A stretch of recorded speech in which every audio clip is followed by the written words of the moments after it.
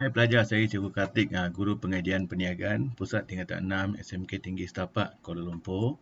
So hari ini Cikgu akan bincang bahagian yang kedua dalam persekitaran umum, iaitu bahagian yang ketujuh, iaitu berkaitan dengan 3 lagi faktor, iaitu persaingan dan jaringan, teknologi dan antarabangsa. So yang 4 lagi tu Cikgu dah bincang dalam bahagian yang ke-6. Okay. So kita akan bincang apakah pengaruh persekitaran umum ni terhadap perniagaan. Okay. Kita mula dengan yang pertama, iaitu persaingan dan jaringan. Okay. So persaingan maksudnya firma lain dalam pasaran yang sama. Okay. So mereka ni keluarkan barang yang hampir sama. Contohnya seperti dalam industri automobil atau industri kereta, Perodua, Proton, Toyota, Honda merupakan firma dalam industri yang sama atau pasaran yang sama. Ini mewujudkan persaingan. Okay. So persaingan ni akan menggalakkan inovasi. Okay, inovasi ke atas produk atau perkhidmatan. Kita cuba memperkenalkan sesuatu yang baru. Okay, contohnya dalam industri e-hailing, kita ada Grab, kita ada GoCar, okay, ada pelbagai syarikat yang menawarkan perkhidmatan e-hailing. Jadi mereka akan saling melakukan inovasi untuk meningkatkan mutu perkhidmatan mereka. Okay. Begitu juga dengan restoran makanan segera. Contohnya seperti KFC, McDonald, Pizza Hut. Mereka cuba memperbaiki atau membuat inovasi ke atas produk supaya boleh bersaing dengan firma lain. Okey, supaya boleh memenuhi keperluan dan kehendak pelanggan. Okey. Dan dia juga memberi kesan pada strategi pemasaran, iaitu harga. Naikkan harga atau turunkan harga ni akan atau bergantung pada pesaing yang lain atau firma lain. Okey. Kaedah pengedaran, macam mana kita edarkan barang, apa promosi yang kita perlu lakukan, semua ni bergantung pada firma lain. Sebab ada ramai firma lain atau banyak firma lain yang keluarkan barang yang hampir sama dalam perniagaan kita. Okay? So, jenis pasaran ni dapat dibahagi kepada 4 kumpulan, iaitu monopoli, monopolistik, persaingan sempurna dan oligopoli. Okay? Kita boleh bezakan 4 ni berdasarkan persaingan yang wujud. Okey. Kalau kamu tengok monopoli, mono maksudnya satu, poli maksudnya peniaga. Jadi kalau monopoli maksudnya dalam industri ini ada seorang peniaga saja, ada sebuah firma saja. Maksudnya tak ada persaingan langsung. Okey. Contohnya di Malaysia dalam bekalan elektrik kita ada Tenaga Nasional Berhad. Okey, yang menguruskan sistem pembetongan. Kita ada Indah Water Consortium. Itu dipanggil monopoli. Okey, monopoli maksudnya ada seorang pengeluar saja. Okey, monopolistik maksudnya dia ada beberapa firma dan mereka keluarkan barang yang hampir sama dan mereka cuba bezakan produk ni dengan jenama, persaingan dan sebagainya. Okey, ini selalunya kita rujuk pada industri makanan segera. Okey, barang-barang keperluan pengguna. Contohnya ubat gigi. Kita ada ramai pengeluar yang mengeluarkan ubat gigi. So mereka cuba membuat promosi, okey, gunakan jenama yang berbeza untuk meningkatkan jualan mereka. Okey. Persaingan sempurna maksudnya semua firma keluarkan barang yang sama di mana kita tak boleh bezakan produk berkenaan sebab produknya sama, okey. Dan harga bergantung pada pasaran. Pengeluar tak ada kuasa untuk menetapkan harga. So, we call dia persaingan sempurna sebab ramai sangat firma yang keluarkan barang yang sama. Contohnya sektor pertanian, okey, yang mengeluarkan sayur-sayuran di mana sayur-sayuran ni kita tak boleh letak jenama, okey. Tak ada jenama, produk dia sama, jadi wujud persaingan yang sangat tinggi, okey.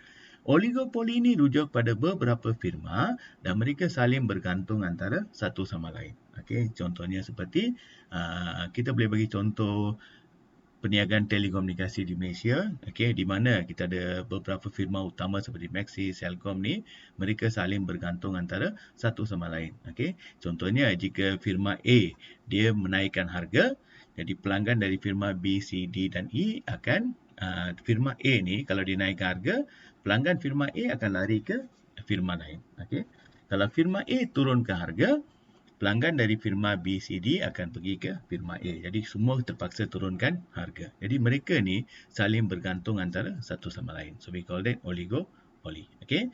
Jaringan perniagaan maksudnya hubungan yang wujud antara peniaga. Jadi kita cuba kekalkan hubungan yang baik supaya boleh kongsi kemudahan, kepakaran, okey. Kita boleh buat perjanjian dengan firma lain, okey. Ini akan menggalakkan atau memastikan operasi perniagaan berjalan dengan lancar, okey. Example, persaingan sengit yang dihadapi oleh peniagaan perabot menyebabkan sebuah syarikat perabot terpaksa membuat promosi, potongan harga dan menambah variasi produk. Okey. So dia terpaksa bagi potongan harga sebab wujud persaingan yang sengit. Okey. Ini dipanggil faktor persekitaran persaingan dan jaringan. Okey. Yang jaringan perniagaan ni, kalau kamu tengok di contohnya nilai 3. Nilai 3 ni popular dengan perniagaan tekstil, okey, perniagaan langsir dan sebagainya, okey. Dan kalau kamu perhatikan, peniaga di nilai 3 ni mereka saling bergantung antara satu sama lain. Okey, contohnya kalau you masuk ke kedai A, katakan warna langsir kamu nak warna kuning, okey.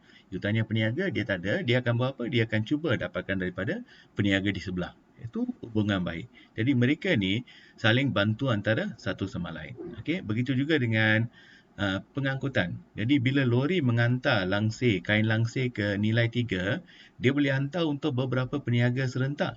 Jadi ini boleh menjimatkan kos pengangkutan. Jadi faedah dinikmati oleh semua peniaga di nilai 3. Itu dipanggil faktor jaringan. Okey. Persekitaran teknologi. Persekitaran teknologi ini rujuk pada penggunaan kaedah baru. Okey, penggunaan peralatan atau pengetahuan baru dalam aktiviti perniagaan kita. So we call that teknologi. Okey. Kenapa kita perlu guna teknologi? Dia boleh mempercepatkan proses pengeluaran. Okey, proses pengeluaran lebih cepat, boleh meningkatkan kecekapan dan juga produktiviti. Okey. So kalau kita guna kaedah baru, pekerja mereka mampu keluarkan barang dengan lebih bermutu, okey. Boleh menjimatkan kos, okey, sebab tidak berlaku kerosakan produk, boleh jimat masa, boleh keluarkan dengan cepat, okey. Dan ada kalanya penggunaan teknologi ini menyebabkan bilangan pekerja boleh dikurangkan sebab pekerja boleh diganti dengan mesin, okey. Dan teknologi banyak bergantung pada aktiviti penyelidikan dan pembangunan atau dipanggil R&D, Research and Development. Lagi banyak penyelidikan kita lakukan, lagi banyaklah kaedah baru yang kita boleh cipta. Okey. Contoh, penggunaan mesin percetakan baru dari Jepun telah menjimatkan kos operasi sebuah syarikat percetakan sebanyak 40%. Ini berkaitan dengan teknologi. Okey. Persekitaran antarabangsa international, ini rujuk pada aktiviti ekspor, import atau entrepot. Ekspor maksudnya kita jual, exit. Okey, import maksudnya kita beli. Okey, dan entrepot maksudnya kita beli lepas tu kita jual semula. Okey, dan ketiga-tiga aktiviti ini melibatkan negara yang berbeza atau dipanggil antarabangsa, international. Okey.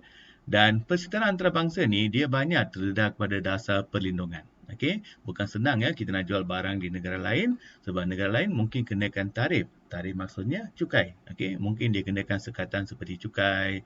Dia mungkin ada kuota, iaitu dia hadkan bilangan barang yang kita boleh ekspor ke negara tertentu. Ada kawalan pertukaran asing, iaitu dia mengawal penggunaan mata wang asing. Jadi perlindungan ni akan memberi kesan pada perniagaan kita. Kita nak jual tapi negara lain tak benarkan. Okey.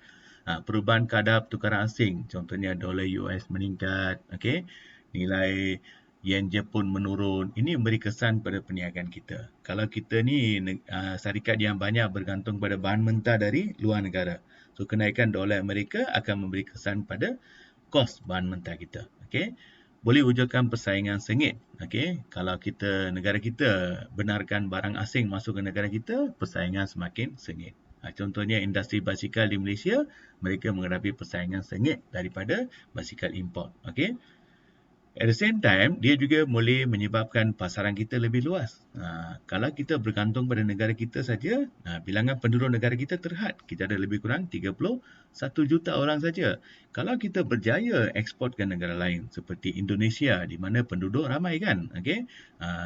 Negara China, negara India di mana penduduk ramai, pasaran lebih luas, okey. Citarasa pengguna yang pelbagai. Jadi kalau kita ekspor barang ke negara lain, kita perlu mengambil kira citarasa pengguna negara berkenaan. Okey. Citarasa tak sama sebab setiap negara dia ada budaya yang berbeza. Okey. Contoh, Tindakan kerajaan Indonesia menaikkan cukai import menyebabkan nilai ekspor sebuah syarikat perabot Malaysia ke Indonesia merosot sebanyak 60%. Ini contoh ya, berkaitan dengan persekitaran antarabangsa. Okey, contoh soalan dan cadangan jawapan. Jelaskan faktor persekitaran perniagaan yang berikut. Persekitaran teknologi 3 markah, antarabangsa 3 markah sama juga. So teknologi kamu bagi 3 keyword. Okey, contohnya kaedah baru, okey. Apa kesan dia, apa yang kita perlu buat, okey. Persekitaran teknologi rujuk pada kaedah baru atau pengetahuan baru dalam perniagaan. Ini menyebabkan perniagaan dapat menjimatkan kos dan meningkatkan produktiviti. Lepas tu berikan satu contoh. Okey. Persekitaran antarabangsa berkaitan dengan aktiviti ekspor, import dan entry port. Okey. Memberi kesan berapa? Pasaran yang luas, okey. Meningkatkan persaingan, ada melibatkan sekatan. Lepas tu berikan contoh. Okey. Jelaskan pengaruh faktor persekitaran antarabangsa dan teknologi ke atas sebuah perniagaan makanan ringan. So, make sure bagi dua perenggan yang berbeza ya. So, bagi maksud apa dia persekitaran antarabangsa. Lepas tu bagi satu uraian dan satu contoh. Okey. Begitu juga dengan teknologi. Okey. Okey. Faktor persekitaran ni ada kalanya ditanya dalam kajian kes. Okey. Tengok soalan ni. Soalan ni berkaitan dengan sebuah syarikat pengeluar perabot. Okey. Soalannya, jelaskan faktor persekitaran umum yang mempengaruhi perkembangan perniagaan Mercujaya Berhad. So, tengok keyword dia, faktor persekitaran umum. Jadi, bila baca kes, sebab soalan kes ni wajib ya, wajib dalam bahagian B, okey, dan biasanya diberi markah 30 hingga 34. Okey, so markahnya sangat banyak, hampir 30% markah untuk peperiksaan SEM1 ni datang daripada kajian kes. Okey. So bila baca soalan ni, kamu sepatutnya tahu faktor persekitaran umum ada 7. So bila baca kes ni, cuba tengok keyword yang berkaitan dengan faktor persekitaran umum. Okey. Mari kita perhatikan kes ni. Mercujaya Berhad merupakan pengeluar perabot terbesar di Malaysia. Hampir 60% produk syarikat ini dipasarkan di Amerika Syarikat. Sebut, nampak? Ini melibatkan negara asing. So, ada kaitan dengan apa? Faktor persekitaran antarabangsa. Okey. Kenaikan nilai ringgit berbanding dolar Amerika dijangka akan menjejaskan hasil ekspor syarikat ini. Nampak? Kenaikan nilai ringgit berbanding dolar Amerika. Ini pun ada kaitan dengan persekitaran antarabangsa. Baru-baru ni, Jabatan Alam Sekitar telah mengenakan kompaun bernilai 600,000 kerana aktiviti kilang syarikat ini menyebabkan pencemaran udara. Ini ada kaitan dengan apa? Kerajaan kan? So, berkaitan dengan politik dan perundangan. Okay? Syarikat Mercujaya telah memesan satu set alatan baru bernilai 200 juta dari Jepun. Peralatan baru ni berkaitan dengan teknologi. Okay? Dan penggunaan alatan ini dijangka menjimatkan kos operasi sebanyak 30% dan mengurangkan penggunaan pekerja. Ini pun berkaitan dengan teknologi. Okay? So, soalan tanya, jelaskan faktor persekitaran umum yang mempengaruhi perkembangan perniagaan Mercujaya Berhad. So, diberi 12 markah. Okay? So, bila baca kes ni, nampak dia ada kaitan dengan 3 faktor persekitaran, iaitu antarabangsa, politik dan perundangan serta teknologi. Jadi, cikgu dah highlight 3 faktor ni. Cara menjawab, so mula-mula sebut fakta dulu, iaitu persekitaran antarabangsa.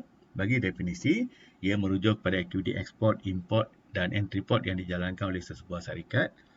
Lepas tu bahagian ketiga ni penting, kaitan kes. Okey, kaitan kes ni hampir 60% produk syarikat ni dipasarkan di Amerika Syarikat. Itu kaitan kes yang pertama berkaitan dengan antarabangsa. Kenaikan nilai ringgit berbanding dolar Amerika dijangka akan menjejaskan hasil ekspor syarikat ini. So yang ni kamu akan dapat, okey, mungkin kamu akan dapat 4 markah. Okey, bergantung pada soalan lah. Okey, yang ni kamu akan dapat 4 markah, iaitu fakta 1, uraian 1 dengan 2 kaitan kes. Ataupun mungkin kamu dapat 3 markah. Okey. Alright. Persekitaran politik dan perundangan. Bagi definisi, lepas tu kaitan kes ada satu aja. Okey, iaitu tindakan Jabatan Alam Sekitar. Okey. Bila kamu bagi kaitan kes ni, jangan ubah apa-apa dalam ayat ni. Okey, contohnya kalau dikata Jabatan Alam Sekitar telah mengenakan kompaun. Jadi jangan ubah kepada kerajaan telah mengenakan kompaun. Okey, atau disebut Jabatan Alam Sekitar telah mengenakan kompaun yang sangat tinggi. Jangan ubah maksud dalam contoh. Bagi contoh yang sama. Okey. Persekitaran teknologi. Definisi dia berkaitan dengan kaedah baru. Okey, kaitan kes nampak ada 3. Pesan alatan baru, penggunaan alatan jangka menjimatkan kos operasi, mengurangkan penggunaan pekerja. Jadi kamu dapat, mungkin kamu akan dapat 5 markah. Okey. So, kalau nak perlukan maklumat tambahan, bolehlah kamu layari blog cikgu, cikgukartik.blogspot.com, dan jangan lupa subscribe, like dan share. Dan jika ada sebarang masalah ataupun isu, bolehlah kamu tanya cikgu di bahagian komen ya. Okay, alright, good luck, bye.